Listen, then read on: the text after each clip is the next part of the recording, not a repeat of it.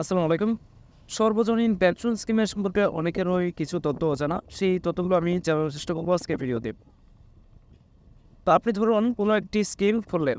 হতে পারে ১০ বছরের মেয়াদে অথবা যেকোনো মেয়াদে খুলছেন। তো উদাহরণস্বরূপ আমি ধরলাম আপনি ১০ বছরের যে আ মেয়াদের যে পেনশন স্কিমটা রয়েছে সেটি খুললেন। তো এখন ১০ বছর আপনি চালাতে পারলেন না। যখন ৮ বছর বা ৭ বছরের বা যেকোনো সময় ১০ বছরের ভিতরেই আপনি মারা গেলেন। তখন এই পেনশন স্কিমের আসলে কী হবে? তখন যেটি হবে আপনি যত টাকা জমা রাখছেন বা যে টাকাগুলো জমা রাখছেন সেই টাকাগুলো কিন্তু আপনাকে বা আপনার যিনি নমিনি রয়েছে তাকে ফেরত দেওয়া হবে যেহেতু আপনি মারা যাবেন। আরেকটা প্রশ্ন হচ্ছে ধরুন আপনি ১০ বছর অর্থাৎ মেয়াদটা পূর্ণ করে ফেললেন অর্থাৎ সম্পূর্ণ বা মেয়াদ পর্যন্ত আপনি টাকাটা দিচ্ছেন বা জমা করছেন। তো তারপর আপনি আপনার পেনশন পাবার উপযুক্ত বয়স হওয়ার আগে আপনি মারা গেলেন। তখন এর টাকাটা কী হবে? তখন যেটি হবে আপনার ওই টাকা সম্পূর্ণ আফা সহ ফেরত দেওয়া হবে। এখন আরেকটা প্রশ্ন হইতে পারে যে পেনশন পাওয়ার উপযুক্ত বয়স আসলে কত বৎসর? আপনার পেনশন পাওয়ার উপযুক্ত বয়স হচ্ছে ৬০ বৎসর বয়স। অর্থাৎ আপনার যখন ৬০ বছর বয়স হবে তখন কিন্তু আপনি প্রতি মাসে যেই তালিকা অনুসারে যেই হারে টাকা পাওয়ার কথা সেই পরিমাণ টাকা আপনি প্রতি মাসে পাবেন। অর্থাৎ ৬০ বছরের পর থেকে আরকি। আপনি যত জীবন বাঁচবেন বা যত বছর বাঁচবেন তত বছর পর্যন্ত আপনি পাবেন।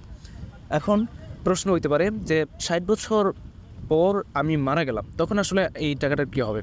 তো ৬০ বছর পর হতে পারে ৬০ বছরের ৬১ বছর, ৬২ বছর বা ৭০ বছর বয়সে যদি আপনি মারা যান তাহলে যেটা হবে আপনার ৭৫ বছর বয়স পূর্ণ হবার আগ পর্যন্ত আপনার নমিনি যিনি রয়েছেন তিনি হচ্ছে আপনার আপনি যেরকম ভাতা পাইতেন বা যে প্রতি মাসে যে হারে ভাতা পাবেন সেই পরিমাণ ভাতা ওই নমিনি পাবে। অর্থাৎ আপনার ৭৫ বছর বয়স পূর্ণ হওয়ার আগ পর্যন্ত নমিনি আপনি ৭৫ বছর বয়স পর্যন্ত এই হারে ভাতা পাবেন।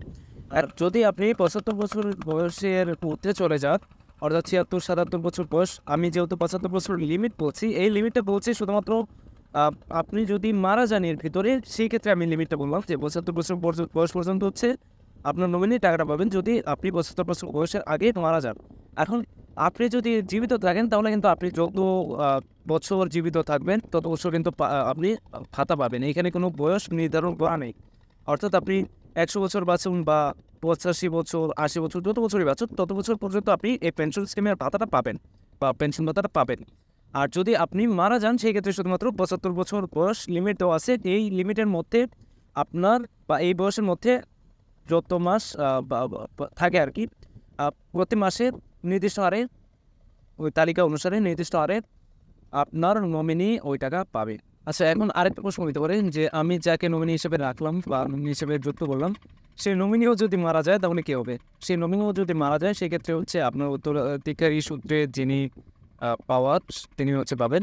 আর হচ্ছে নমিনি কিন্তু যেকোনো সময় আসলে যুক্ত করা যায়।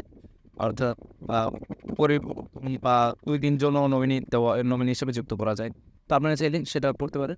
আর হচ্ছে সর্বজনীন পেনশন স্কিম কিন্তু ৪ টা ক্যাটাগরি নিয়ে চালু হইছে। তার মধ্যে একটি হচ্ছে প্রবাস, আরেকটা হচ্ছে সুরক্ষা, আরেকটা হচ্ছে প্রগতি, আরেকটা হচ্ছে সমতা। তো এই ৪ টি ক্যাটাগরি নিয়ে কিন্তু সর্বজনীন পেনশন স্কিম চালু হইছে। তো আপনারা এই ব্যাপারগুলো যদি জানার আগ্রহ থাকে তাহলে সেটা কমেন্টে জানিয়ে দেবেন এবং ভিডিওতে জানানোর চেষ্টা করব এই ব্যাপারে এটা কাদের জন্য বা এইটা লিস্টের ব্যাপারে যদি আপনারা জানতে চান সেই লিস্ট শো হচ্ছে ভিডিওতে জানানোর চেষ্টা করব। তাহলে আপনাদের বুঝতে সুবিধা হবে। তো এইটুকুই ছিল মূলত আজকের ভিডিও। আমি জানানোর চেষ্টা করলাম। এখন আপনাদের যদি কোনো ব্যাপার জানার আগ্রহ থাকে তাহলে সেটা কমেন্টে জানিয়ে দেবেন।